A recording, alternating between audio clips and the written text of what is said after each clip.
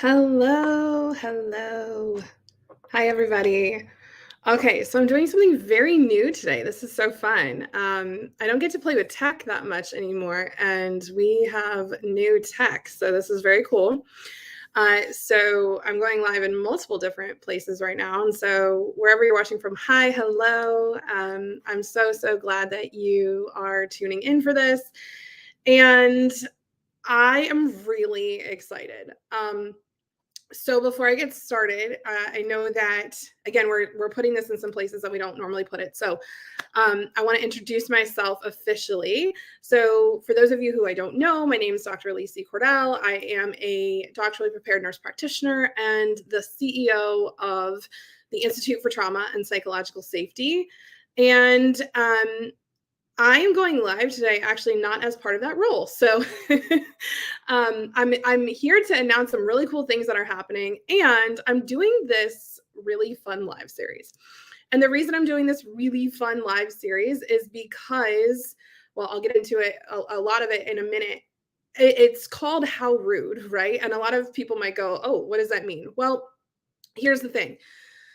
One of the biggest compliments slash pieces of feedback that I get when I'm working with people one on one, when I'm coaching, when I'm teaching, when I'm in my CEO role, when I'm just being myself, just being Lee, is all of the people who know me and who interact with me tell me like, you say some like very rude yet like amazing things, right? And I used to actually take offense to this. Like I got kind of very self-conscious about this because having people be like, "Oh, that was really rude," and also thank you for saying it.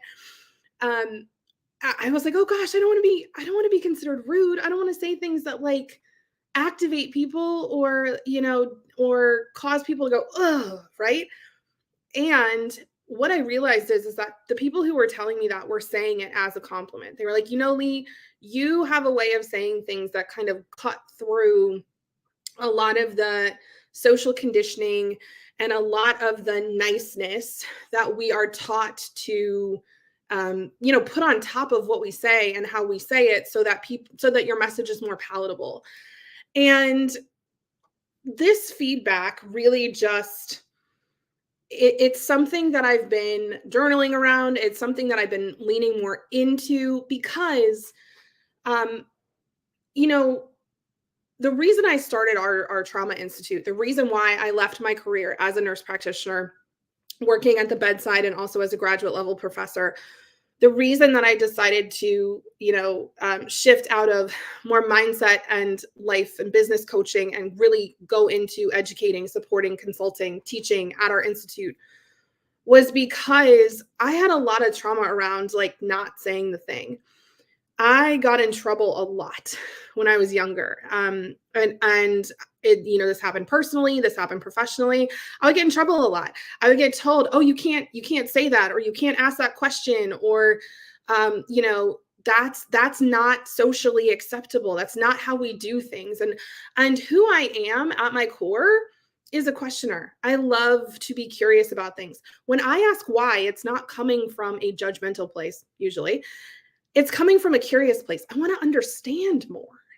And so often when I'm listening to other people and I'm hearing like the explanation of a plan or people saying, this is how we're going to do the thing, oftentimes the very first thing that comes up in my brain is like, okay, why are we doing it like this? And or hey, I heard you say this and I heard you say this is the goal of what we're doing, and those two things don't really seem like they match up, and here's why, right? But when I was younger, I had no idea how to say these things in a way that people would actually listen. I had no idea how to say these things in a way that didn't come across as condescending and rude. And part of that was because I was so used to getting in trouble for saying things the way that I said them that I was really kind of defensive and uh, activated, right? Like vigilant around it. And so I had this story of I'm rude and that's a bad thing, right? I'm too much. I say too much. I ask too many questions. I don't say it right. I need to control my mouth better. I need to talk less. I need to just shut up. I'm stupid. Like I had all of these beliefs inside of me that really kept me from saying some of the things that I was like, man, I really feel like this needs said. And as I've seen in so many people that I've worked with, right? A lot of times, the very thing that we are shamed for and that we are conditioned out of being when we are younger is the very thing that makes us who we are. And that isn't actually a weakness, it's a superpower when it is used in a certain way. And so I was having conversations with our team in the last couple of weeks, and I was like, I feel like there's things I want to say, and they're not necessarily nice things, right? They're not nice. They're not packaged up in a way that people will necessarily like. It might feel shocking, or it might feel a little confronting. And there's all these things I want to say, and I'm not saying them. And team was like, well, why aren't you saying them? Like, come on, look at this. The people who enter into your space and who know you and trust you and know your heart and know that you love them and know that you deeply care, know that you're asking curious whys, know that you're not bringing stuff up just to cause a problem. You're not problematic. You are trying to be helpful. And so I decided I wanted to do this live series for a few reasons. One is for those of you who follow our podcast, the Becoming Trauma Informed podcast, really bittersweet moment. We are ending that podcast after over 113 episodes. And that feels sad. Like I said, I'm definitely feeling some feelings around it. And what I realized is that part of the reason that I was holding back a little bit on that podcast, and you might have listened to the podcast and gone, really, Lee, you were holding back? Yeah, I was holding back in some places. The reason I was holding back in some places was because that podcast was part of the Institute. And one of the things I have realized is that I'm not our Institute, right? Our Institute has been around for over 2.5 years now. I'm the CEO. I'm the person who created it. It was birthed from me. And like when we have children and they're birthed from us and they start to grow and become their own thing, I realized more separation of, I don't want to say these things as the Institute. I want to say these things as me. And so the Becoming Trauma Informed podcast is going to stay up. All the episodes will stay there, and you can come and you can learn so much. You can go back and go through a lot of the episodes. There's so much valuable content in there, and it'll stay valuable. It'll stay relevant. And what the new venture looks like is a YouTube show that is also doubling as a podcast, and it's mine. It's mine. So it's called That's So Unprofessional, and it's the ins and outs of leadership with Dr. Lee. And so this is going to be a project that is separate from the Institute, right? It's going to be best friends with the Institute. We're going to sell some of the things and talk about what we're doing at the Institute, but it's going to be more focused on what I want to say. And I think that I decided to set it up that way because also there's so many of you out here, and here's the rude thing. One of the rude things I'm going to talk about today. Here's why you're going to want to tune into this How Rude Live series, because I'm going to do this for several days moving forward. If you are a leader, right? If you are leading anyone, which by the way, I believe everybody is a leader, but in particular, if you identify as a leader, if you have children that you lead, if you have people in your work that you lead, if you volunteer and lead anyone, right? If you are a decision maker anywhere, if you lead people by making decisions and choosing and guiding and mentoring and facilitating and all of those things, teaching, loving, right? So often when we are in those roles of leading, especially if they are professional roles that we've been hired into, or it's a business that we've created, when we assume those roles, when we step into those roles, there is this underlying assumption that there are things that you can bring into that space with you, and there are things that you cannot bring into that space with you. I experience this so much in healthcare, in academia, in corporate, in entrepreneurship, right? There's this, as I'm stepping into the leadership role, right? As I'm going from being in my car and listening to whatever I'm listening to getting out of the car and walking into the building, walking into where I'm going to have a meeting, or I'm going to speak, or I'm going to, consult or do whatever. There's a shift. that often happens for us because we believe, oh, I can't bring certain parts of myself into this space as a leader. Those parts have to stay over here. My employees, my clients, my boss, my whomever, it's not safe. It's not psychologically safe for me to show parts of myself in my workspace or in that leadership setting, because if I do, I will be ostracized, I'll be fired, I'll be criticized, I could not get a promotion, I could be seen as difficult to work with, I could be seen as problematic. And so the reason that I titled the YouTube show That's So Unprofessional is because this is something I've heard my entire life, right? And if you have heard this before in your life, or even if you've never heard this, and the reason you've never heard this is because you have tried so hard, you have twisted and molded and masked yourself up to the point that like people won't say this. You put a lot of energy and intention into never being told you were unprofessional. If you've either heard that or you've expended a lot of energy to avoid that, that's exhausting. It's exhausting to show up that way, to ask yourself the question on a consistent basis, who do they expect me to be? And how do I show up that way so that they are happy? And one of the things I've realized is that this tendency for me to be quote unquote rude, right? To say the thing is something that really was not considered professional. And so what happened was, instead of the mentors and the leaders and the bosses that I had going, hey, Lee, your ideas are absolutely incredible, and the way in which you are saying them is not having the impact that you'd like. So like, let us help you. We don't want you to be a different person. We want you to learn how to be more regulated in how you are sharing these ideas and more kind in how you are sharing these ideas. I never had any, like, nobody said that. There wasn't a leader in my space. There wasn't a mentor in my space who said that to me, who was like, hey, actually, this is a superpower of yours, and this is very valuable. This is very valuable. And like, nobody said that. Instead, it was, we need you to be nicer. We need you to be nicer. And here's the thing I want to say today. When we have people come into our institute, when I am leading in that space, or when I am leading in my at home with my children, or when I am leading volunteering, or when I am following even, right? When I'm not in a leadership role and I'm practicing followership, when anywhere I'm at in my life now, this is something that I have started working on. And it is an unprofessional thing to do. And yet it is the most professional thing I can do. The most helpful thing I can do is focus on, how do I be kind in how I communicate these rude ideas?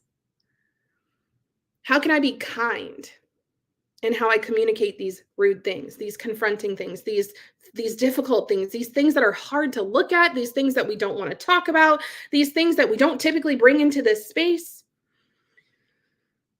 We have a 9-month certification program that's called the Trauma Informed Psychologically Safe Certificate Program at our institute. And in that space, we practice kindness, not niceness. When people come in, we say, we don't want you to be nice. We don't want you to pretend to be professional. We don't want you to mask. We don't want you to be so focused on how you have to show up in here in order to be accepted that you can't even do the work of learning how trauma affects you, learning about how to be more resilient, learning about how to create psychological safety, learning about how to be more connected and loving and caring towards yourself and towards others, learning about judgment, learning about fear, learning about your nervous system, learning about all of these things. You can't do that if you're focused on being nice. If you're focused on being nice, you're always looking around going, what does everyone else need me to be here? Instead of, who do I need to be in order to get better? Who do I need to be in order to help others get better? To help. And so one of the things, the rude thing that I want to say here with kindness is, we have misunderstood And we are not teaching humans, the humans that we are leading, how to actually be kind. What we are teaching them to do is to be nice. We're not teaching people how to be kind. We are teaching them how to be nice. And here is the difference between niceness and kindness. You ready? This is rude. Kindness is, how do I not hurt somebody in the short term?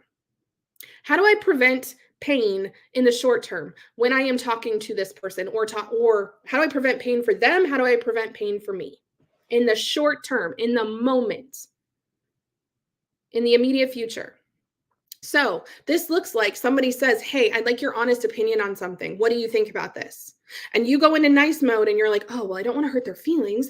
And I know they're telling you to tell them the truth, but is it really safe for me to tell them the truth? Are they going to get mad? Am I going to be accused of being unprofessional or mean or inconsiderate or all of these things? Well, I don't want to be considered that. I don't want to be inconsiderate. I don't want to be mean.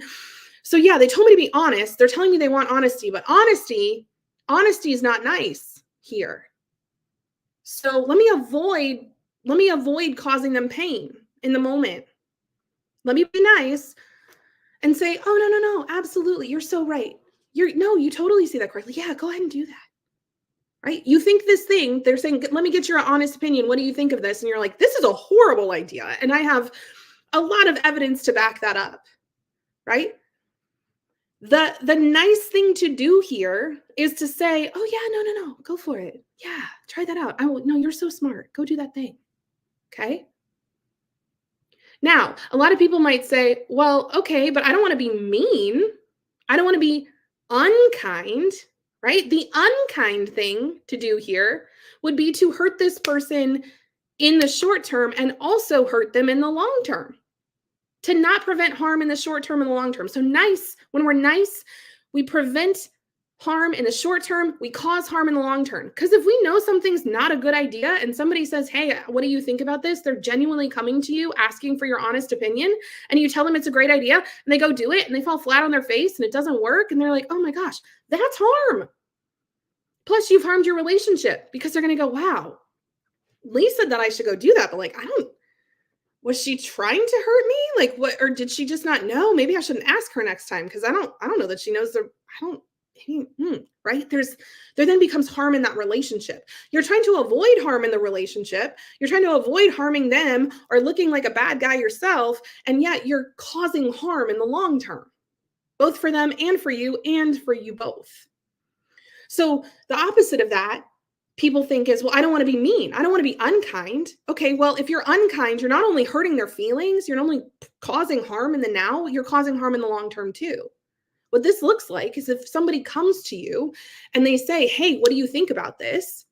I could use your advice. And you're like, that is the stupidest idea I've ever heard. Did you really think that was going to work? Now, you might not say it that unkindly, but you might be like, oh yeah, I wouldn't do that.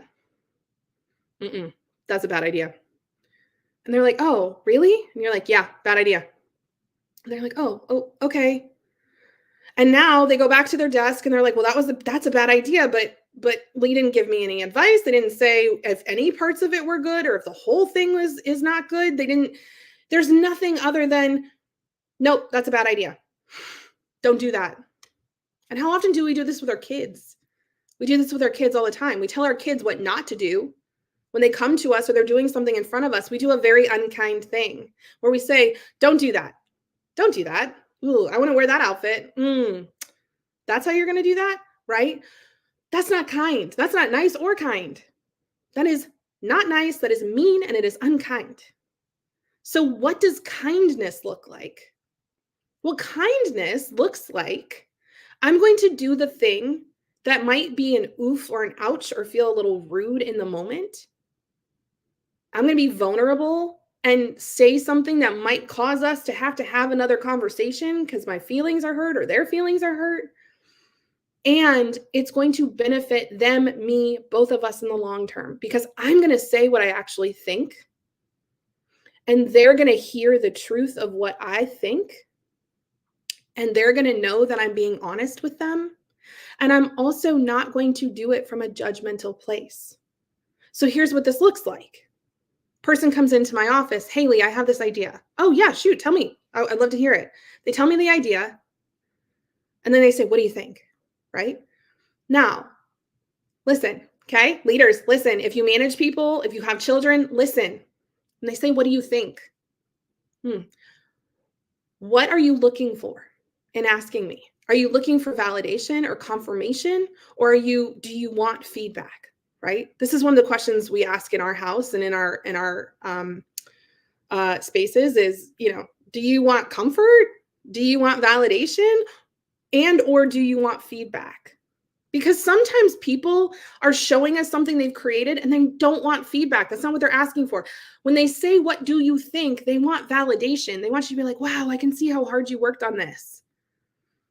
Wow, I can see all the effort you put into this. I see how much you care about this, how much this matters to you. I see that. They're looking for validation. And when we jump straight into trying to help them, like giving them feedback when they're looking for validation, that also can feel unkind. And so what we want to do first is, can we be curious? What are you looking for here? Are you looking for like validation, or are you looking for feedback? Or both, or something different, right? And once I know, right, well, I'm really proud of it. And I just wanted to show it to somebody else and share that with them. Oh my gosh, I'm so proud of you for finishing this. I'm so proud of you for sticking with this, being consistent, working on this, producing, like whatever. That's what they're looking for. Now, if you have concerns at that point, and they've said they want validation, this is where you go, hey, I know you asked for validation, and I know this really matters to you. Could I give you some feedback? Are you open to feedback? If they're like, no, I'm not open to feedback. Great, cool, awesome. If they are open to feedback, this is where you gently provide that. Hey, okay, so I'm noticing that like this was your intent, right? They're like, yeah, this is what I was trying to do. Okay, great. When I look at this, I can see this part, but I can't see this part. Notice I took that but out. I can see this part. It's working over here. And for me personally, when I look at it, I don't get that second intent over here. So this part's really working. This part's not. This might just be a me thing, but like that I don't get. And they might go, oh, well, like, tell me more, right? And you're like, okay. And then you can have a conversation. You can have a conversation with somebody. And if you continue to do this over time, if you continue to be kind with people and only provide feedback with consent, and also, like, even if it's a place that you're like, oh, this is one of my subordinates, or this is an employee, this is a child, if I don't give them feedback, this could go really poorly. This is a question I want you to ask yourself, okay? It's a rude question. If I don't give this feedback, is something bad going to happen long term? Like in the long run, is this going to hurt them? If I say, hey, I want to give you, like, may I give you some feedback? And they say no, or they ask for validation and they don't want feedback. Is this something that if I let this go, it will hurt them in the short term, or it will hurt them in the long term? Because sometimes we need to let the people we are leading, the people who are following us, make mistakes, because that is actually the thing that helps them in the long run. And if there's no serious or significant consequences that are going to immediately happen, right? Now, if one of my children is at the top of the stairs and they go, I want to bobsled, or I want to take the winter sled down the stairs, what do you think? I'm going to be like, yeah, you ready for some feedback? Do you want some feedback? Okay, that is very dangerous, and we're not going to do that. What other ideas do you have for having fun, right? Maybe we go to the park and actually take the sled down a hill that it's supposed to go down, right? So it's not necessarily a no, it's just, hey, that's actually dangerous. That's actually going to significantly hurt you in the short term and probably the long term if I let you sled down the stairs. If there's not actual real life hurt or harm, imminent hurt or harm there, and it's not something that's going to necessarily hurt them in the long run, at least not if it's just this instant, right? Maybe we need to see a pattern.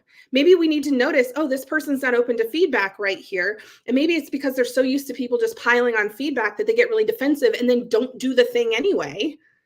They go ahead and stick with their way anyway. So maybe the most helpful thing here is for me to ask if they want feedback, for them to be able to exercise their choice and agency in saying no, for us to honor that, for them to see, wow, Lee doesn't force feedback on me when I don't want it. So I don't have to necessarily resist her because I trust that she's going to do what feels good for me. She's going to honor my choice and my agency. So the next time, or maybe the time after that, the second or third time I'm saying, hey, do you want feedback? And they're like, you know what? Normally I'm super resistant to feedback. And also like, yeah, sure. I'd love to hear it. For those of you going, oh, that's not going to work. Kindness doesn't work here. I either need to be nice or I need to be unkind. Guess what? This works. It does work. I have countless pieces of evidence that this works. I know this works. This worked this morning with me and my child, right? Me leading a child and who's growing and who's learning how to lead themselves. And me, instead of going, hey, here's the feedback of how you did things wrong this morning, going, hey, noticing you're struggling. Would you like help? Would you like feedback? And they're like, no. I'm like, okay, cool. We'll do it your way. Their way didn't work. Their way caused some problems, caused some issues we then had to handle. And then they're so upset and I'm so sorry. I'm so sorry. Hey, guess what? You made a mistake. Did you learn something? You tried something out. You didn't want the feedback. You wanted to do it on your own. You tried it independently. It didn't work out. That's okay. That's knowledge. That's learning. So now what do you want to do? Are you open to feedback now? Or do you think you know what your answer is? And they very quickly were like, yeah, next time I need to ask for help. I said, great. So is it okay if I offer you help next time? Yes. Great. Hug, smiles, done. And this is a child that before I knew how to be kind in my leadership with my children, because this has not always been a thing. This is something that I've learned over the last few years, learning kindness. Before I learned how to be kind, we fought all the time because I was offering feedback without consent, which is unkind. Because I was trying to force them to do it my way, or I was offering, I wasn't validating them when they'd come to me and show me something. Instead, I was like, oh, but here's how you can do it better. And how many of us do that? Now, you ready for the really rude part? This is all, we've been talking externally. Guess what, friend? You get to lead yourself too. The person that you get to lead day in and day out all the time is yourself. This is why I say everyone's a leader, because you have at least one person you can lead, yourself. And so many of you are being nice to yourselves, or you are being unkind to yourselves. How many of you do this? You say you're going to do something and you don't do it.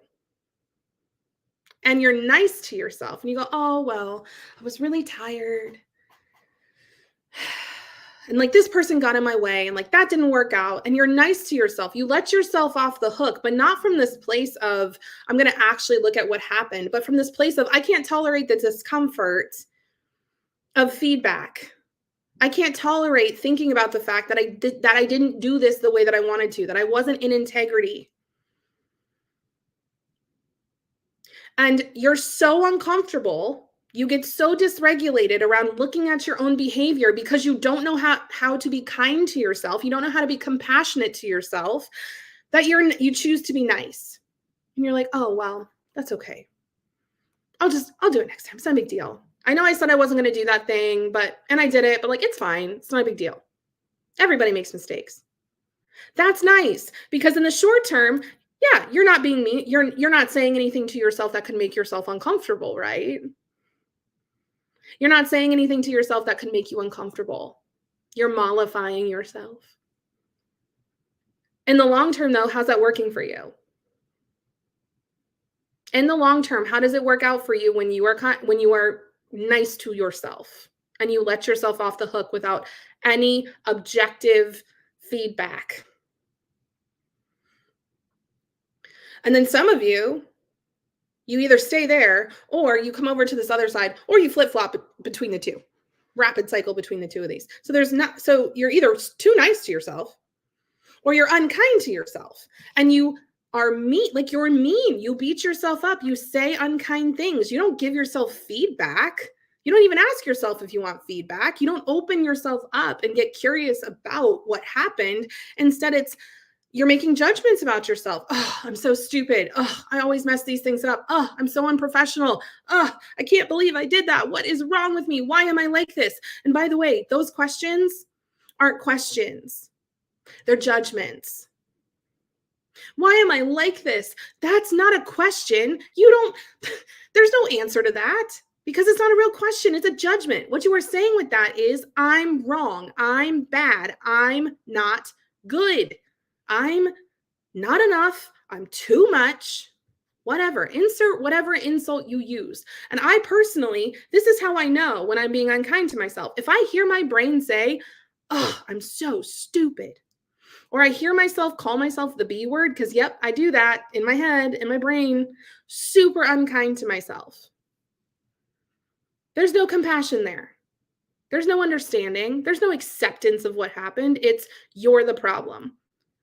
Right? And that's a message that I use. That's a shame-filled message that I use in order to be unkind to myself, to try to get myself to do things differently next time. Guess what? It doesn't work. It doesn't work because I'm hurting myself in the short term. And then I hurt myself in the long term because when I'm unkind to myself, the restrictions and the self-abandonment and the self-disconnection or the disconnection from resources and support and assistance and help that I could go get if I was being honest and compassionate with myself, if I was being curious about why what I did didn't work or why I didn't do the thing, if I was doing that, then that would be helping me in the long term. But that's not what I'm doing. I'm just saying these mean things to myself and then saying, how do I punish myself? How do I take away resources? How do I take away support? How do I put more restrictions and rules and say meaner things to myself to get myself in line for next time? Again, how's that working out for you? If it worked, it would have worked by now. If being mean to yourself worked, if being unkind to yourself worked, if shaming and blaming and judging and guilting yourself worked, don't you think that you'd be different by now? It's just a question. That's an actual question. So what does kindness to myself look like? Well, kindness to myself looks like, number one, I'm going to be honest. And honesty is, I'm actually going to be curious and accepting of what just happened. So when I make a mistake, I'm going to go, oh, that didn't go as expected. Woo, I didn't mean to say that. That's not the outcome I was hoping for, right? That's not a judgment. That's a fact. When I started, before I did this thing, I was hoping it would go a certain way. It didn't go a certain way. It did not go that way, as I can see it. That's not a judgment. That's just me assessing the situation. One of my favorite assessments is just like, oh, I did not enjoy that. I feel blank about that. Can I just own what's going on inside my body? Can I own what's going on inside my brain? Can I accept, yeah, that was not it. And then from there, can I practice that curiosity? Okay, well, why do I think that happened? Was I tired? Was I hungry? Was I triggered? Right? Had somebody just done something that reminded me of trauma or pain in my past and it like took me back to that place, and then I acted like the 6-year-old or the 10-year-old or the 14-year-old, and I didn't act like the nearly 37-year-old that I am? Did I not have enough resources Did I try it without enough time? Did I not give myself enough time or ask for more time?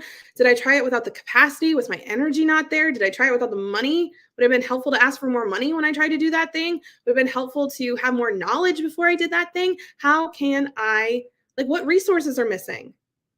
Did I try to be somebody I wasn't? Was I trying to pretend to be somebody that I wasn't? Was I trying to fool myself into being more professional or being more X, being more whatever? And that's not who I am. And then I had to devote some of my energy, some of my resources to keeping up the facade instead of just doing the thing. So many of you are struggling with that right there, right there. This is the issue for so many of you. And it's been an issue for me my entire life. So much of our capacity when it comes to trying to be professional and trying to be good leaders and trying to be good workers, trying to be good humans. So many of us are so focused on trying to be who we think other people need us to be that we don't have the capacity to actually do the thing we're trying to do. Imagine the capacity, imagine the energy, imagine the time, imagine the resources you could have at your disposal if you were like, you know what? I'm not going to question myself. I'm not going to put on 8 different dresses this morning and ask, "Oh, which one's going to go the best for the meeting?"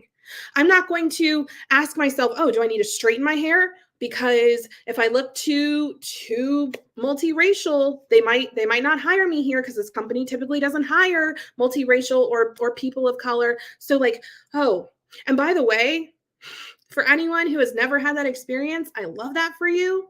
I love that for you if you have never had to think about if your gender or your race or your ethnicity or your religion or any externally known part about you could be judged as unprofessional by somebody else. Because I've had that experience lots of times. There's a reason why mama used to straighten her hair before she went to any interview. Right?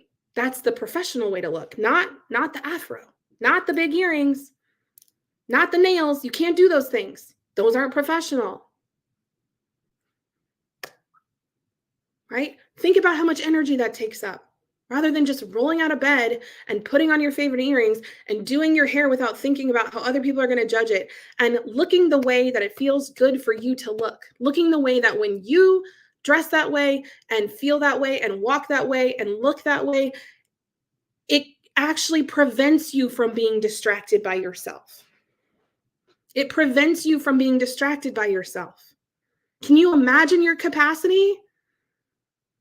And by the way, in the YouTube show, which I didn't mention this, but these episodes are going to be like 1 to 2 hours long, probably closer to the 2 hour side. And there's going to be guests. It's going to be amazing. So many phenomenal leaders on this YouTube show. And then the podcast.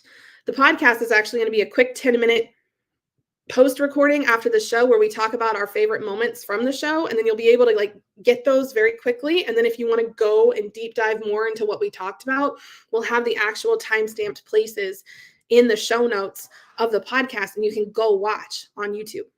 So very excited about that because we wanted to be able to reach people who need different things. Some of y'all want to learn the things in 10 minutes, and some of you want to go learn the things in 2 hours, and some of you want to do something in between or both or whatever. When we think about this, though, we get to think about professionalism systemically. We get to look at how is the system trying to keep us nice instead of kind? How does the system benefit off of us being nice? How does the corporate structure, the academic culture, the productivity, all of these things that we look at, how does the culture, the systemic culture, benefit from us being nice and not kind? And how is that helping in the short term and not helping in the long term? I don't know about y'all, but are you also seeing a lot of these organizational and corporate structures crumbling because they focused on being nice in the short term? And that's not what their people needed. Their people, our people need kindness. They don't need niceties. There's this famous scene in Moneyball, if anyone's ever seen that movie. And if not, it's cool. I'm not ruining it for you, but Jonah Hill, Brad Pitt having this conversation in Brad Pitt's office. And Brad Pitt is in charge of letting players know when they have been traded. And for any of you non-baseball fans, when you get traded in baseball, you walk in the office, you learn you've been traded, you walk out, you pack up your stuff, you call your family, you get on a plane, and you're usually playing for the other team like that night or that next day. There's been instances where people play one game earlier in the day on one team, get traded, fly to the other place, and play another game that night on a different team. That's happened before. So Jonah Hill is having this conversation with Brad Pitt because Brad Pitt's teaching him how to tell baseball players that they've been traded. And Jonah Hill's like trying to figure out how to make it nice. He's trying to figure out how to manipulate himself and his voice and like so that this other person doesn't feel harm in the moment. And Brad Pitt says something to him very similar to what we've been talking about. He says, look, they understand that this is part of their profession. They don't need you to be they don't need you to be nice to them. They need you to be kind to them. They need you to when they come in, tell them, hey, we've loved having you on the team. We're going to, we wish you the best. You've been traded. So-and-so at the desk has your flight details and your information. Thank you. See you next time. And so they call a player in to have this conversation, and this happens, and the player sits there, and you can tell this feels painful for him in the moment. This feels hard, and it's a rude thing. It hurts. And he feels his feelings for a second, and then he goes, okay, thanks. And he gets his stuff, and he leaves. There's nothing nice you can say in that moment that's going to help there. Right? If you were to be like, oh, we're going to miss you so much, and you were like the most absolute best player on the team, and like, oh, we're just going to feel your absence so much. Like, you're trying to say all these things, and this person's like, well, that doesn't help me. I still gotta go. Now, if you genuinely feel that way, if this is somebody you really care about, you have a really deep relationship, that kind conversation might be longer. There might be more content in there. And it's all honest things. How many of you have let someone go or have been let go and the conversation was nice, not kind? It didn't feel good. And not just in the short term. That's probably a conversation. If you think back to it now, you're like, ugh, right? Either I wish that they just told me the truth. I wish that they hadn't said all these platitudes about how much they were going to miss me. It's obvious they weren't going to miss me. They hired somebody else into my spot in 2 seconds. Or, I said a lot of things that I don't necessarily know that I meant. And it was to manipulate. It was to get them to feel less harmed in the moment because then I could feel better about it. Maybe this is a breakup. This is anytime you have to tell somebody something hard. And this is also anytime you have to tell somebody something really good. How often do we struggle to really share with people how much we care about them, how much they mean to us? How hard is it to be kind? How often are we more nice and we're like, oh yeah, I had fun. This was great. Instead of being like, wow, I felt a really deep connection with you here. This feels really good. I would love to keep doing this. That's the kind thing to say, and that's a terrifying thing to say, because what if they don't feel the same? What if you tell somebody how much you care about them, how you feel, and they don't listen, or they tell you, oh, that's stupid. Like, really? That's what you thought this was? That's not what this is.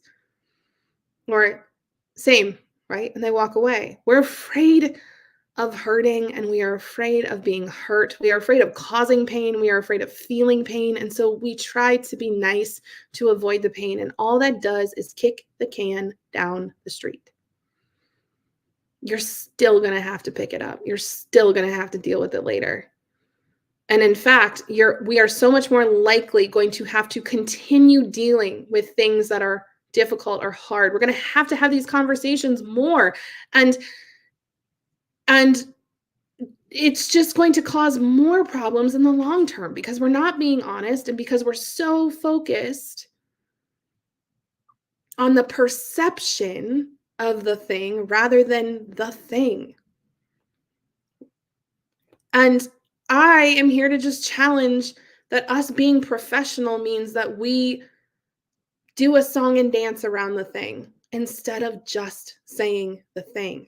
Because when we just say the thing and we do it from a place of kindness, we do it from a place of, I care about this, this matters to me, and I don't want to pretend that this is anything other than what it is.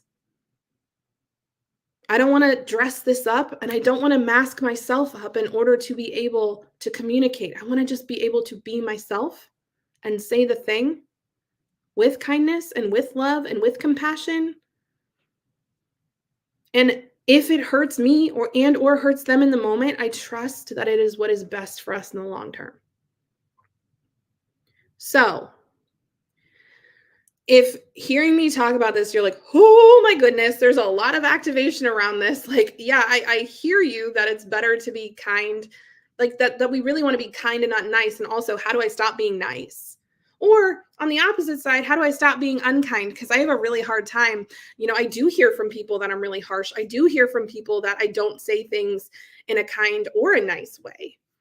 I do hear from people, and I've been telling myself, well, that's just business, or, well, these people are too sensitive, or the professional thing to do is to just rip the Band-Aid off. Y'all, it's not either or, right? You don't have to not say the thing, and you don't have to try to manipulate yourself or say the thing or be some kind of way in order to have things come out in a certain outcome. And you also don't have to just rip the Band-Aid off. There is a regulated space in between. Not even in between, kind of outside of it, right?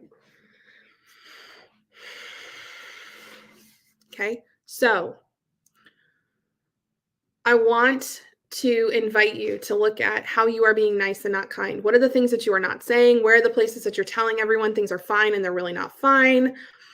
Where are you pretending to be some kind of way with other people to try to get them to see you in a certain light that's really not who you are?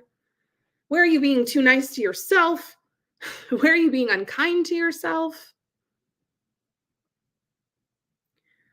And if you want to learn more about this, I really encourage you to both keep tuning into this live stream because I'm gonna do this every day, at least through Friday. And I'm gonna feel into what I want to do after that. The other thing I want to do is invite you to our upcoming Trauma Informed Psychologically Safe Conference, January 5th through 7th. It's virtual, the TRIPS conference. It's our first annual conference. And this is what we're going to work on, right? Because there's so many pieces and parts that are underneath of this. And yes, this one question, if you start asking yourself this question, especially after relearning the definitions of nice and kind, if you start asking yourself this question on a daily basis, you will see some changes. You will see some positive shifts, and they may not feel good in the short term. They will feel good in the long term. I bet you. And one of the things I've found is that understanding this at a deeper level and then actually having chances to practice and embody this with people who are already doing it and who understand it and who can catch when you're being nice to yourself when you think you're being kind, and who can catch when you're being unkind to yourself when you think you're being kind, because I promise you, you're doing it way more than you think you are.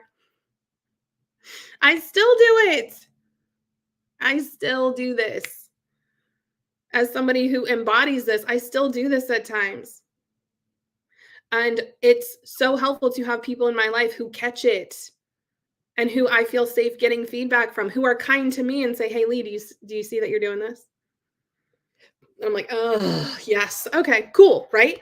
And that's the other part is, what do you do knowing what you do when you know that you've been too nice to yourself or too unkind to yourself? Because honestly, y'all, this is nuanced and it's individualized. We all need different things based on the trauma we've experienced, based on our personalities, based on who we are and what we've been through. and how we like to show up in the world, we're all going to need slightly different solutions. And so at our conference, we're going to show you that. How do you understand your own nervous system? How do you understand your own needs? How do you be kind and nice to yourself in addition to being kind and nice to other people? You got to have that foundational knowledge. You got to understand what you got to be able to discern when you're being nice versus kind, or when other people are being nice versus kind. And we want to give you more to be able to easily discern that, and then to be able to decide what you want to do next and come up with that individualized solution. So if you're interested in the TRIPS conference, if you're watching this on, or really, if you're watching this anywhere, if you go to our website, institutefortrauma.com, you will see I think I have to go turn it on actually, now that I'm saying this. I love that I didn't do that. So in 5 minutes, you will see at the top of our website, you will see a button you can click that will take you to the TRIPS conference details. You can also go to my Facebook, my main Facebook profile, and you will find it there. There's also a link tree, I think both in YouTube and in LinkedIn, where you can click that, and the TRIPS Con is on there. So you can find it. And if you're like, I can't find it, like, just reach out to me on whatever platform you're watching this, and I will help you find it. I will send you the link. So that's my rudeness for the day. There's more coming tomorrow. If you've been feeling stuck, if you're getting to the end of the year and you're doing that thing where you're like, oh, what did I really do this year? Like, oh my gosh, another year of blank. Tune in tomorrow, because I'm going to say some rude, kind things to you about how you can both look at this in a different way and how you can actually start to shift and move, because there's some key patterns we see around why people get stuck and why they go another year. Oh, I did that again, that we're going to talk through. So thank you so much for joining me. Love you all. See you next time.